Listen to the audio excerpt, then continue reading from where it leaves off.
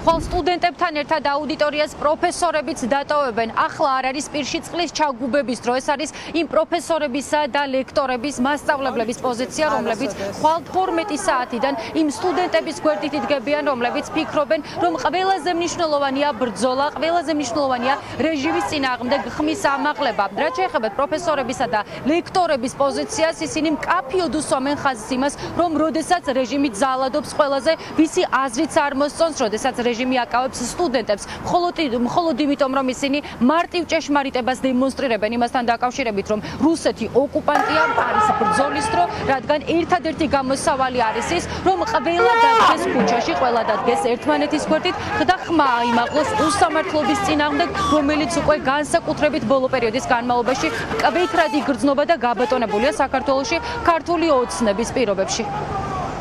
სტუდენტების გაფიცვა ეს არის აბსოლუტურად ლოგიკური ნაბიჯი იმ ქმედებებზე, რაც ხელისუფლებამ განახორციელა, წარმოუდგენელი არის, როცა ასეთ გადაცდომებზე არამართლზომიერ სასჯელს იყენებს ხელისუფლება და 12 დღით ამწყდებს ციხეში ახალგაზრდებს და მე მგონია, რომ სოლიდარობა უნდა გამოხატოს არამხოლოდ სტუდენტებმა, თავიანთმა მეგობრებმა, არამედ ლექტორებმაც და ეს არის მხოლოდ ის მცირედი, რაც ჩვენ შეგვიძლია გავაკეთოთ. სტუდენტები აუდიტორიაშიც არიან, ეს სტუდენტები მუშაობენ კიდევაც და ეს სტუდენტები ამავდროულად თავიანთი ქვეყნის მომავლისთვის იბრძვიან.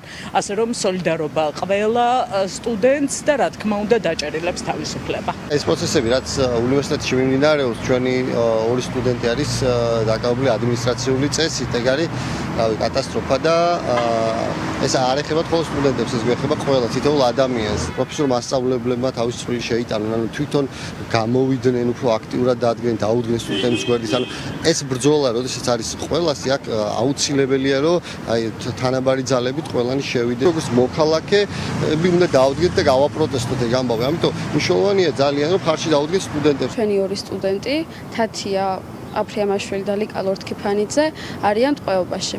ლიკ არის ილიას სტუდენტი. სიმბოლურია ისიც, რომ ხვალ ლიკა ლორთქიფანიძე უნდა ყოფილიყო ლექციაზე, თუმცა მას არ მისცეს ამის შესაძლებლობა. ასევე ჩვენ სოლიდარობას ვუცხადებთ ილიას სტუდენტს ლუკა ნაცვლიშვილს, რომელიც ასევე რეჟიმის ტყვია დღეს. ძირს რუსეთის დამპალი იმპერია და ძირს მონა მარიამ ლაშხი.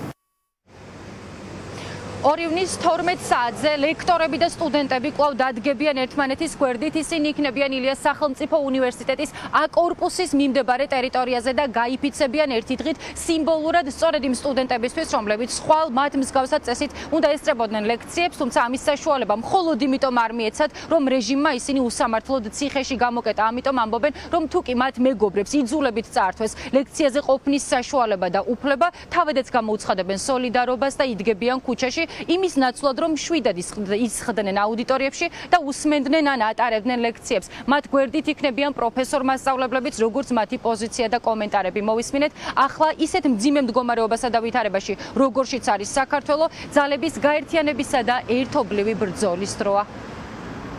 მადლობა. ხატია პირდაპირ ეთერში, ხატია სამხარაძე საუბრობდა.